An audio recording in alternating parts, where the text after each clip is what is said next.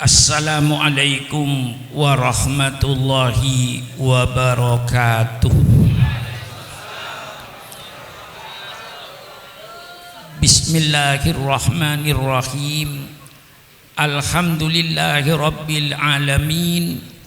Wassalatu wassalamu ala asrafil anbiya'i wal mursalin, Sayyidina wa habibina wa syafi'ina wa maulana Muhammad wa ala alihi wa ashabihi ajma'in.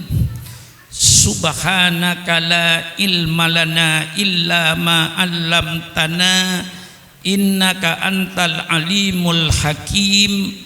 La haula wa la quwata illa billahil aliyil azim. Amma ba'du.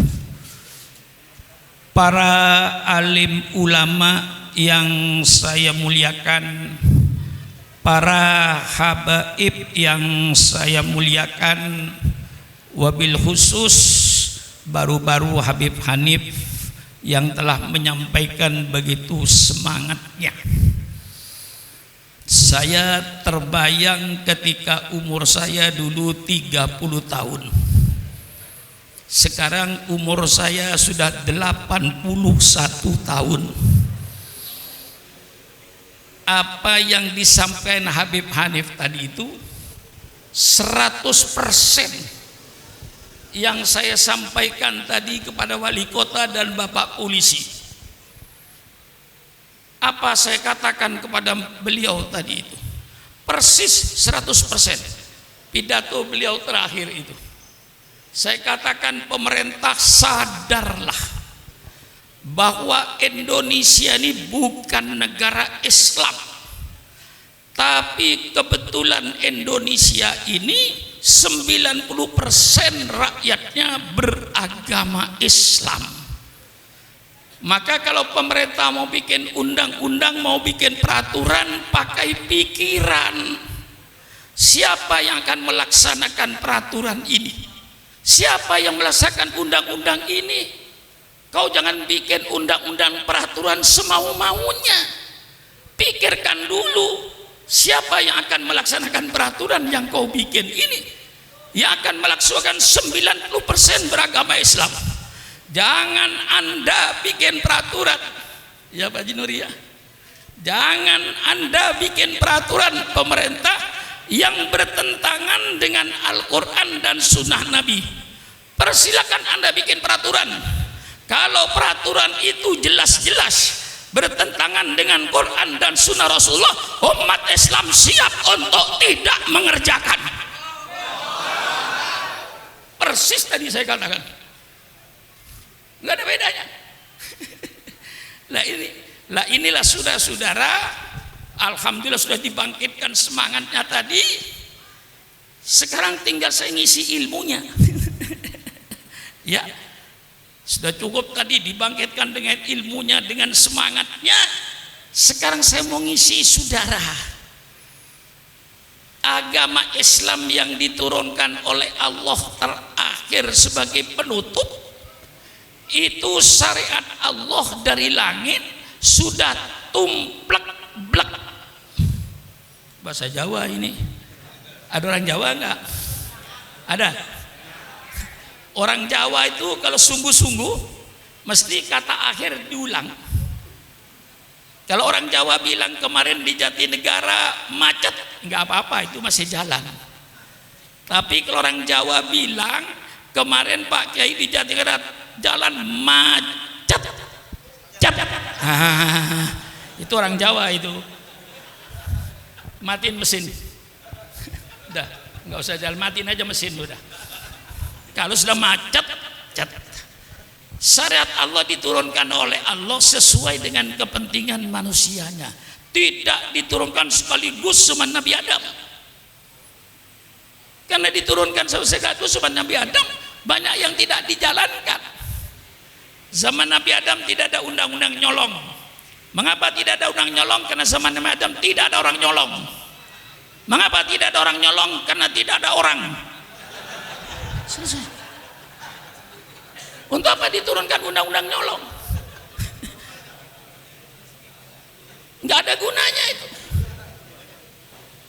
Dunia belum dikapleng-kapleng, negara saja belum ada, nggak perlu, nggak diturunkan oleh Allah. Zaman Nabi Adam tidak diturunkan undang-undang perkawinan sempurna seperti kita ini. Mengapa? Karena zaman Nabi Adam tidak ada orang kawin.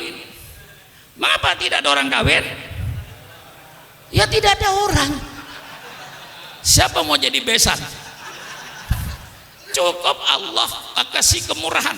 Kakak kandung kawin dengan adik kandung, adik kandung dengan adik kandung. Kalau sekarang di Jatinegara ada orang mau kawin dengan adik kandungnya sendiri, itu anak salah lahir. Mestinya lahirnya zaman Nabi Adam. Datang Nabi Nuh sempurnakan, datang Nabi Ibrahim sempurnakan, datang Nabi Musa sempurnakan, datang Nabi Isa sempurnakan dengan kitab Injilnya.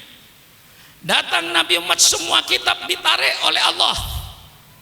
Maka semua kitab ini sebenarnya menurut Al-Quran sudah tidak ada di permukaan bumi.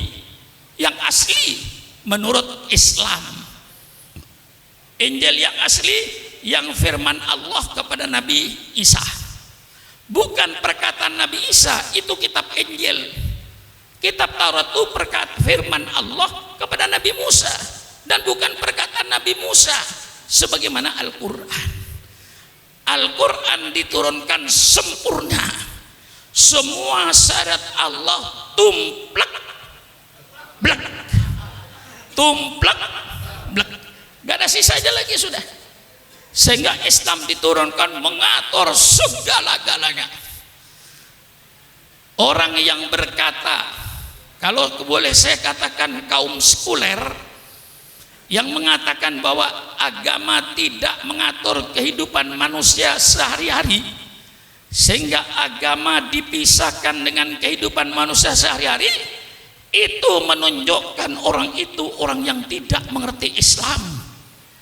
Kalau dia mengerti Islam dan mengerti syariat Islam, tidak mungkin dia berfaham sekularisme, karena Islam mengatur segala-galanya, mengatur rumah tangga. Mengapa Islam mengatur rumah tangga? Jawabannya gampang. Supaya yang namanya suami, yang namanya istri, yang namanya anak mempunyai akhlakul karimah. Maka Islam bicara rumah tangga, bagaimana kewajiban suami, kewajiban istri untuk membentuk anggota rumah tangga berakhlakul karimah. Innama bu'itsu liutammima makarimal akhlak. Allah berbicara soal bermasyarakat, bagaimana kita bertetangga, bermasyarakat supaya rukun, supaya damai. Kembalikan kepada ajaran Islam, mesti rukun, mesti damai. Tetangga dengan tetangga mempunyai akhlakul karimah. Man kana yu'minu billahi wal yaumil akhir falyukim jarahu. Subhanallah. Mengapa Islam bicara soal bermasyarakat? Supaya anggota masyarakat itu bermoral, berakhlak.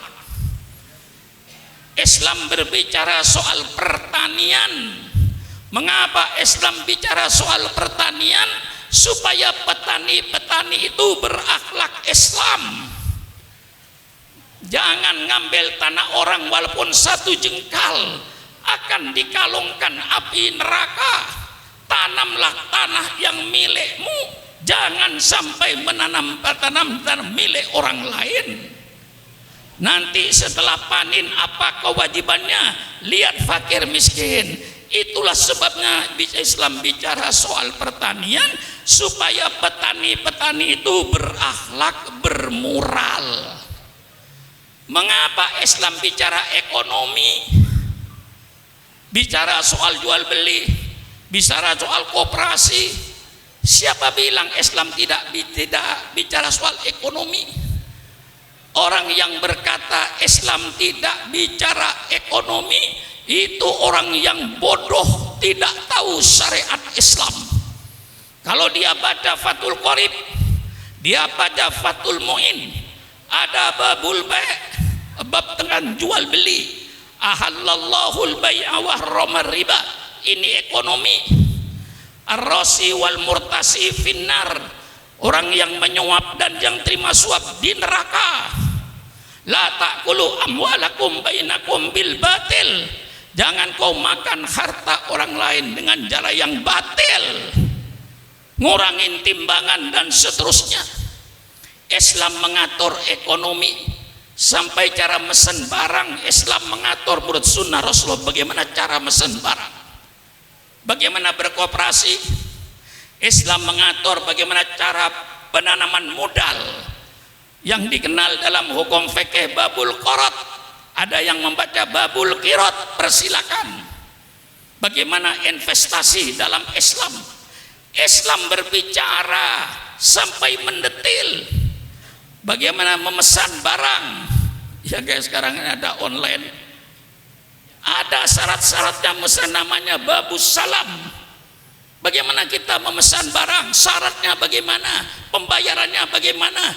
Persilakan baca Fathul Qarib, Fathul Muin. Jadi kalau ada tokoh Islam berkata bahwa Islam tidak mengatur kehidupan manusia sehari-hari, itu keluar dari orang-orang yang bodoh dan tidak mengerti syariat Islam. Paham? Paham? Mestinya saya sudah tidak pidato begini. Dulu 40 tahun yang lalu saya begitu pidato begini. Tapi kalau sudah Islam dikutik-kutik, saya katakan jangan membangunkan macan tidur. Saya sudah tidur sebenarnya karena tua. Tapi jangan coba-coba Islam itu dipermainkan. Syukur akan tampil sebagaimana dulu ketika umur 20 tahun, 30 tahun. Tangan saya masih mampu untuk nunjuk-nunjuk. Kalau ini sudah menyangkut soal Islam. Jadi orang yang berkata Islam tidak mengatur ekonomi, tidak mengatur politik, itu orang yang bodoh Islam. Ngaji. Jangan Islamnya cuman asyhadu an la ilaha illallah wa asyhadu anna muhammadar rasulullah. Tidak pernah belajar Islam, tidak pernah ngaji tafsir, tidak pernah ngaji hadis, lalu berkata bahwa Islam tidak mengatur kehidupan manusia. Itu keluarlah dari pemikiran orang-orang yang bodoh Islam. Paham? Mengatur ekonomi, mengatur ekonomi supaya pelaku ekonomi bermoral, yang dagang berakhlak, yang buka industri berakhlak. Ini tujuannya mengapa Islam bicara ekonomi, supaya pelaku ekonominya bermoral, berakhlak. Innama bu'itsu liutammima makarimal akhlak. Paham? Mengapa Islam bicara politik? Intinya kata kuncinya satu, innama bu'itsu liutammima makarimal akhlak. Mengapa Islam bicara politik? Islam bicara politik supaya pelaku politik bermoral, berakhlak. Sebagai seorang pemimpin, apa kewajibannya terhadap rakyatnya? Hai pemimpin-pemimpin, jangan kau berpikir apa yang akan saya ambil dari rakyat, tapi pemimpin berpikirlah apa yang akan kau berikan kepada rakyatnya itu.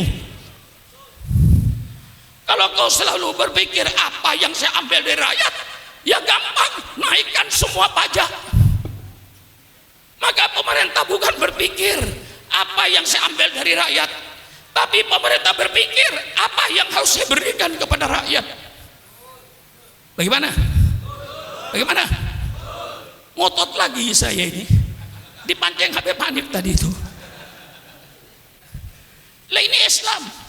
Siapa bilang Islam tidak bicara politik? Yang melarang kiai bicara politik, yang melarang ulama bicara politik di masjid-masjid, di masjid taklim adalah Belanda. Sekali lagi, yang melarang kiai bicara politik, bicara soal negara, itu Belanda. Mengapa Belanda melarang kiai bicara politik? karena Belanda ingin menjajah Indonesia sampai kiamat. Maka Belanda melarang.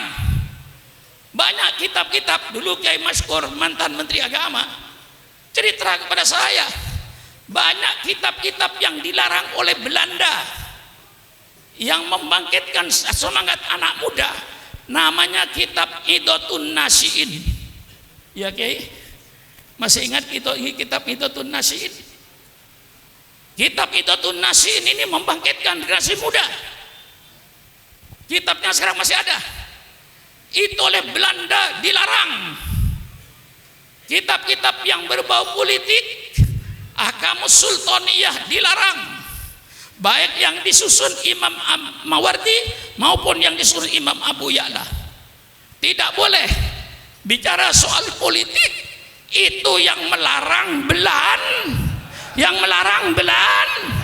Kalau sekarang ada tokoh di Indonesia melarang kiai bicara politik, berarti itu sisa-sisa. Tolong berhadapan dengan Syukuron Makmun. Mari kita duduk di atas meja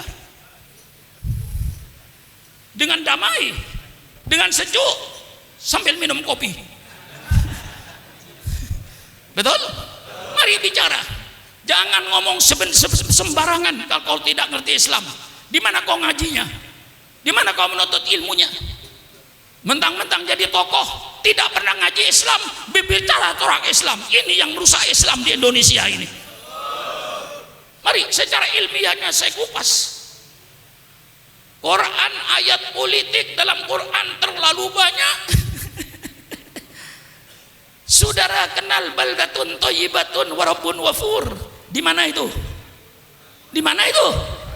Apa baldatun thayyibatun wa rabbun ghafur? Negara yang baik, negara yang aman, negara yang damai, negara yang sejahtera. Itu dalam surat As-Saba. Itu tertulis dalam Al-Quran. Masih banyak ayat-ayat yang berbicara soal negara. Banyak. Saya kasih sebagian saja. Lau anna ahlal qura amanu wattaqau la fatahna alaihim barakatim minas sami walakin kadzabu fa'udnahum bima kanu yaksibun. Ini ayat bicara politik negara. Seandainya penduduk negeri ini beriman dan bertakwa kepada Allah, pasti kata Allah, saya bukakan keberkahan dari langit. Hujan turun berkah, bukan angin puting beliung. Hujan turun berkah, bukan banjir bandang. Hujan yang membawa keberkahan. Kami buka keberkahan dari bumi. Buah-buahannya tumbuh, padinya tumbuh, jagungnya tumbuh, yang subur, makmur. Lau anna ahlal qura amanu wattaqau. Ini ayat menyebut satu negara. Wa daraballahu mathalan qaryatan kanat aminatan mutmainnah ya'tiha rizquha rawadan min kulli makan fakafarat bi an'amillah fa'ataqallahu libasal ju'i wal khawfi bima kanu yasnaun. Ini ayat politik. Allah memberikan satu contoh negara yang aman, negara yang tentram. Mengapa aman tentram? Karena keadilan. Allah datangkan rezekinya yang berlimpah ruah dari segala penjuru. Negara ini yang menjadi cita-cita setiap manusia. Negara seperti di Quran ini yang diharapkan oleh semua manusia. Tapi apa yang terjadi? Fakafarat bi an'amillah. Mereka lalu ingkar kepada nikmat Allah. Allah tukar. Fa'adaqahul libasal ju'i wal khawfi bima kanu yasnaun. Allah tukar rezeki yang berlimpah ruah dengan kelaparan. Berapa banyaknya bangsa yang sedang lapar hari ini? Subhanallah, subhanallah. Allah tukar keamanan dan ketenangan dengan kegelisahan. Lihat sekarang ini di Irian, di mana-mana tempat. Subhanallah, subhanallah. Allah bicara negara, malah Allah menceritakan lagi bagaimana Allah cara menghancurkan suatu negara. Ini terperinci dalam Al-Quran. Dalam Al-Quran terperinci.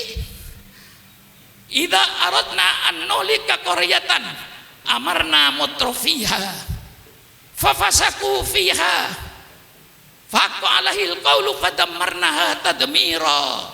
Kalau Allah ingin menghancurkan suatu negara, apa yang Allah jadikan? Allah perintahkan orang-orang yang bergelimang dalam kenikmatan untuk taat kepada Allah, tapi mereka tidak taat kepada Allah. Orang-orang kayanya yang bergelimang dengan kenikmatan itu, mereka main perempuan, main judi, mabuk-mabukan segala larangan Allah. Itulah Allah hancurkan negeri itu. Kalau ini sudah terjadi, ada yang membaca tafsir itu bukan amarna, dibaca amarna. Kalau Allah ingin menghancurkan suatu negara, maka Allah jadikan pemimpin negaranya itu orang-orang yang bergelimang dalam kemewahan. Karena mereka sudah bergelimang dalam kemewahan dengan makan duit rakyat, dia lupa kepada rakyatnya. Dia kerjakan kedoliman, dia kerjakan ketidakadilan. Disitulah Allah hancurkan negeri itu. Bagaimana? Ini nyombang atau menduskan Habib Hamid aja saya ini. Ya karena saya orang tua, maka diletakkan belakang itu benar itu. Persilakan Kiai bicara segala macam, bicara bebas. Syukur Mamun suruh terakhir mesti nyambung. Kayak asli pidato, saya belakangan nyambung. Setiap kiai pidato saya belakangan nyambung, tinggal nerusin aja. Maklum umurnya 81 tahun. Ya bicara 8 apa? Saya ini pidato Habib Hanif sudah 53 tahun. Saya pidato sejak zaman Bung Karno. Saya sudah pidato melawan Bung Karno. Mestinya orang Betawi itu secara psikologisnya sudah bosan melihat saya. Mestinya bosan Anda. Masa lihat muka saya 53 tahun, mendengar suara saya mulai saudara di ibtidaiyah, mulai di sanawiyah sampai sekarang jadi kiai. Insya Allah Kiai Munawir asli itu mendengar pidato saya barangkali di sanawiyah waktu itu, mendengar pidato saya, mestinya Kiai sudah bosan mendengar suara saya ini.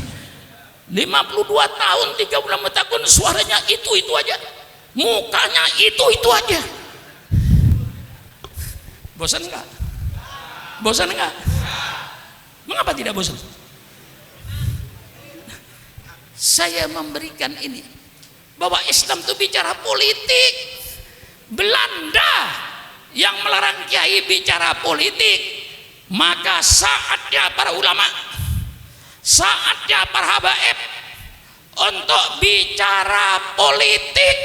Selamatkan NKRI ini, selamatkan Indonesia ini, selamatkan negara Republik Indonesia ini, supaya ulama kalau sayang negara, ulama bicaralah soal politik di masjid-masjid dengan syarat politik Al-Quran yang santun dan sopan, politik sunnah Rasulullah, politik yang santun dan sopan, bukan politik seperti sekarang ini yang penuh dengan hoak, penuh kebohongan, penuh ketidakadilan. Mari kita bikin politik yang sopan, politik yang santun, kembali politik yang sopan, politiknya Al-Quran. Ngotot saya ini, ngotot Kiai, supaya Habib Hamid kalau pidato lebih ngotot dari saya. Malulah sama saya kalau Anda tidak ngotot. Setua itu masih ngotot, masa yang muda-muda? Betul atau tidak Pak Haji? Ini mungkin sudah coba bayangkan, kalau sekarang saya pidato kayak begini dengan umur 81 tahun, kira-kira ketika seumur 30 tahun kayak apa? sendiri. Pidato sudah 53 tahun. Dan ini sudah karena Islam. Islam bicara politik. Justru tadi dalam Habib Hanif sudah menjelaskan, Rasulullah menjadikan contoh. Tetapi di waktu itu tidak sebut ad-daulah al-islamiyah, tidak ada. Tidak ada. Yang ada negara Madinah. Mengapa Rasulullah tidak menyebut ad-daulah islamiyah, negara Islam? Tidak perlu. Mengapa? Pemimpinnya Rasulullah, yang dipakai Al-Quran. Tidak perlu lagi pakai daulah Islamiyah, cukup negara Madinah dipimpin oleh Muhammad ibn Abdullah. Betul? Ijma ulama mendirikan negara itu hukumnya wajib. Nggak ada ulama yang khilaf. Persilakan baca kitab Al-Ahkam As-Sultaniyah, persilakan baca kitab Al-Ahkam As-Sultaniyah Imam Mawardi, Imam Abu Ya'la. Persilakan baca kitab Ad-Daulah Al-Islam Siyasatu Fiqhud Daulah yang disusun oleh Yusuf Qardawi, Profesor Dr. Yusuf Qardawi. Persilakan baca. Walaupun dalam beberapa hal saya tidak sejalan, tapi ada yang saya sejalan. Kitabnya Ibnu Taimiyah yang mana Fiqhus Siyasah. Di situ berbicara soal politik. Maka dikatakan mendirikan negara hukumnya wajib. Tanpa negara, rakyat arogan, yang kaya menindas yang miskin, yang kuat menindas yang lemah, kedoliman akan merajalela, ketidakadilan akan merajalela. Maka perlu mendirikan satu negara seperti Rasulullah Sallallahu Alaihi Wasallam di Madinah. Anda jangan bicara di Indonesia pluralistik. Rasulullah pertama kali di Madinah mengabdi negara yang pluralistik. Di situ Yahudi, di situ Nasrani. Yahudinya saja yang ada mungkin ada 12 suku. Orang-orang Yahudi, orang-orang Nasrani, penyembah berhala. Rasulullah sebagai pemimpin negara, sebagai pemimpin negara, bagaimana menyatukan rakyat yang pluralistik. Itulah yang tadi disebut oleh Habib Hanif dengan piagam. Bukan piagam Jakarta ya, piagam Madinah, Sohifatul Madinah, tulisan aslinya itu piagam Madinah untuk mempersatukan mereka. Dengan cara apa? Ya banyak pasalnya, itu mungkin ada 25 pasal itu Habib kalau dibaca semua, tapi sambil intinya, substansinya. Orang Yahudi bebas dengan agama Yahudinya menjalankan agamanya. Orang Kristen dibebaskan menjalankan agamanya, tidak diganggu. Mari kita bersaudara. Kalau ada musuh dari luar, kita bersatu antara Yahudi dengan Islam melawan musuh dari luar. Karena kita memberikan satu negara Madinah. Biaya bersama, sama-sama keluar biaya di antara, tetapi peraturan pokok di situ ada. Kami seluruhnya yang berbeda-beda itu rukun damai. Tidak ada kedoliman, tidak ada ketidakadilan. Di situ intinya. Siapapun yang berbuat dolim, ya Yahudi ya orang mukmin, sama saja kena hukuman. Maka Islam tidak punya musuh. Islam tidak punya musuh etnis. Orang Jawa bukan musuh Islam, orang Sunda bukan musuh Islam, orang Betawi bukan musuh Islam, orang Papua bukan musuh Islam, orang Bugis bukan musuh Islam. Seluruhnya kita satu bangsa, bangsa Indonesia. Islam tidak punya musuh agama, Islam tidak punya musuh etnis. Saya nyatakan musuh Islam. Terus apa tidak? Terus apa tidak? Musuh Islam bukan etnis. Musuh Islam bukan agama selain Islam. Musuh Islam bukan pemerintah. Musuh Islam adalah kedoliman. Musuh Islam adalah kemungkaran. Musuh Islam adalah ketidakadilan. Siapapun yang tidak adil, siapapun yang dolim, siapapun yang menganiaya, itulah musuhnya Islam yang harus kita lawan dengan radikal. Ini saya termasuk radikal nggak kira-kira? Saya tergantung Habib Hamid yang ngomong. Siapa yang mau radikal? Kalau saya berbicara perzinahan itu dosa besar, merusak tatanan keluarga, merusak tatanan keturunan. Ini dosa besar yang harus disiksa dan harus dilarang. Lalu pelacur berkata, oh ini Ustaz Surah Makmun ini Ustaz radikal. Terima kasih. Kalau yang berkata pelacur, saya berkata lagi, minum-minuman keras itu larangan agama, merusak otak, merusak pikiran, menjadikan manusia malas. Malah kalau sampai taraf kepada narkoba, daripada saya lihat badannya, lebih saya lihat kuburannya. Orang yang minum narkoba itu, lihat kuburannya saja daripada melihat orangnya. Orang yang tukang dagang narkoba ini kiai radikal. Siapa? Syukran Makmun. Terima kasih. Berarti saya nahi mungkar. Bagaimana Pak Effendi kira-kira? Benar ya? Kalau pemain judi, main judi itu dilarang oleh agama karena tidak mendatangkan harta, malah menghabiskan harta, mendidik manusia malas, hanya duduk di meja judi tiap hari. Kalau hartanya habis dia ngerampok, hartanya habis dia nyolong, dan seterusnya dan seterusnya. Maka penjudian adalah perbuatan yang dilarang oleh agama. Penjudi bilang, ini kiai yang radikal. Terima kasih penjudi. Bagaimana kira-kira? Kalau yang berkata saya radikal, Pak Effendi, saya tak pikir-pikir ini benar nggak saya radikal, salah. Kalau yang berkata radikal orang yang dolem, orang yang pengkhianat negara, dikatakan seorang radikal, terima kasih. Berarti saya manusia yang amar ma'ruf nahi mungkar. Betul apa tidak? Betul apa tidak? Mengapa ijma ulama bikin negara wajib? Karena dua hal menurut Imam Ghazali. Pertama, mengapa negara wajib didirikan? Yang pertama, hifdzuddin, untuk menjaga agama. Negara wajib menjaga agama. Agama diperkuat, jangan diperlemah, jangan membuat perpecahan dalam agama. Satukan agama itu, jangan dibikin pecah belah. Karena dengan kuatnya agama akan kuatlah moral bangsanya. Hancurnya agama, hancur moral bangsanya. Betul?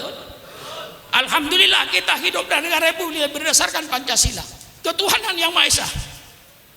Ada kata ketuhanan Maha Esa, maka negara republik wajib menjaga agama Islam, wajib menumbuhkan agama Islam. Jangan sampai umat Islam pecah belah. Kesatuan Islam dijaga oleh pemerintah supaya jangan pecah belah, karena nanti akan menentukan moral bangsanya. Bagaimana? Ngotot juga saya ini Pak. Sudah. Yang kedua, mengapa kita wajib mendirikan negara? Ijma. Kedua, siasat dunia, politik dunianya, politik ekonominya diatur oleh negara, industrinya diatur oleh negara, pertaniannya diatur oleh negara, sehingga rakyat subur makmur, keadilannya dijaga oleh negara, sehingga rakyat hidup makmur, rukun, damai, adil. Islam punya konsep. Nah, apa bentuk negara? Ini biar tuntas sekali. Apakah Islam menentukan bentuk negara? Tidak. Rasulullah berkata, wa ma kana min amri dunyakum wa ma kana min amri dinikum fa ilayya wa ma kana min amri dunyakum fa antum a'lamu bimuri udunyakum. Kalau soal agama, kembalilah kau pada saya, kata Rasulullah. Kalau urusan dunia, barangkali kau lebih tahu daripada saya. Islam tidak ngurusi bentuk negara. Mau republik kayak Indonesia, persilakan, itu kesepakatan bangsanya. Mau bentuk kerajaan kayak Saudi, persilakan, kesepakatan bangsanya. Mau bentuk kesultanan kayak Brunei, persilakan. Mau bentuk khilafah, persilakan. Khilafah itu tidak salah. Khilafah itu salah satu sistem bernegara. Salahnya mengapa dia membuat khilafah kok di Indonesia berdasarkan republik? Tentu melawan bangsa Indonesia. Sama dengan saudara pergi ke Saudi sana, robah kerajaan Saudi menjadi Republik Saudi, insya Allah tengah malam kau hilang. Bukan berarti republik ini salah. Sama saja saudara bikin komplotan. Republik Indonesia mau dirubah kerajaan Indonesia, tentu saudara dilarang. Mau khilafah, mau republik, mau kerajaan, mau kesultanan, urusanmu. Yang penting inti dalam Islam substansinya, apapun bentuk negaramu, yang penting laksanakan perintah Allah, jauhi larangan Allah. Mau republik, mau kerajaan, mau kesultanan, mau khilafah, yang penting perintah Allah laksanakan, larangan Allah jauhilah. Itulah intinya, substansinya kita bernegara, menjalankan perintah Allah, menjauhi larangan Allah. Jelas? Jelas? Kita milih republik ya persilakan. Yang penting dalam republik ini perintah Allah jalankan, larangan Allah jauhi. Yang namanya khalifah, yang namanya presiden, yang namanya raja, yang namanya sultan, itu sekedar nama. Semuanya adalah pemimpin negara. Khalifah pemimpin negara, presiden pemimpin negara, raja pemimpin negara, sultan pemimpin negara. Apapun bentuk negara Anda, yang penting perintah Allah laksanakan, larangan Allah jauhi. Itulah perintah Allah bikin negara. Bagaimana? Hah? Betul. Untuk menuju, saya kan warga negara kan ya. Hah? Syukran namun orang Indonesia bangsa asing. Hah? Syukran namun selaku warga negara Republik Indonesia ingin menyumbangkan pikiran terbaiknya untuk Indonesia. Boleh apa tidak? Boleh apa tidak?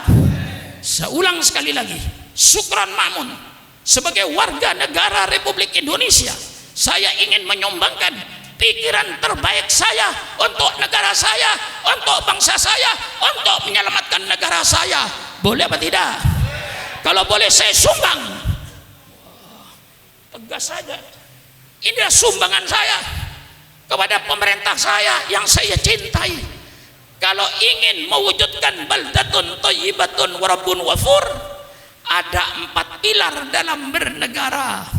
Wah, serem ngajinya hari ini. Serem ngajinya ya. Ya Pak Effendi. Ada 4 pilar untuk menuju baldatun thayyibatun wa rabbun ghafur. Yang pertama, saya baca dalam tata cara yang tadi disebut oleh Habib Hanif dalam bukunya pemerintahan Umar ibn Abdul Aziz. Itu pemerintahan yang terbaik setelah Khulafaur Rasyidin. Maka sebagian mereka menyebut bahwa Umar ibn Abdul Aziz ini adalah khalifah yang kelima. Dari bagusnya kepemimpinan beliau, dalam buku beliau yang saya baca, untuk menuju baldatun thayyibatun wa rabbun ghafur ada 4 pilar. Pilar yang pertama musyawarah. Itu apapun negara saudara, mau negara khilafah, mau negara republik, mau negara kerajaan, mau negara kesultanan, yang penting pertama kali musyawarah. Jangan mengeluarkan kebijaksanaan pribadi. Kebijaksanaan pemerintah itu sudah kumpul kabinet kerja, bermusyawarah. Hasil musyawarah itu berikan kepada rakyat, bukan kebijaksanaan pribadi menteri. Kalau pribadi menteri bikin kebijaksanaan sendiri, hancur negara ini. Maka inti bernegara itu musyawarah. Ini Islam. Fabima rahmatim minallahi lintalahum walau kunta faddan ghalidan qalbi lam faddu min haulik fa'fu anhum wastaghfir lahum wasyawirhum fil amri fa idza azamta fatawakkal 'ala Allah. Ini prinsip politik dalam Islam. Seorang pemimpin harus lemah lembut dengan rakyatnya. Jangan ada pemimpin menantang rakyat. Apa rakyat ditantang rakyat gak punya senjata? Betul apa tidak?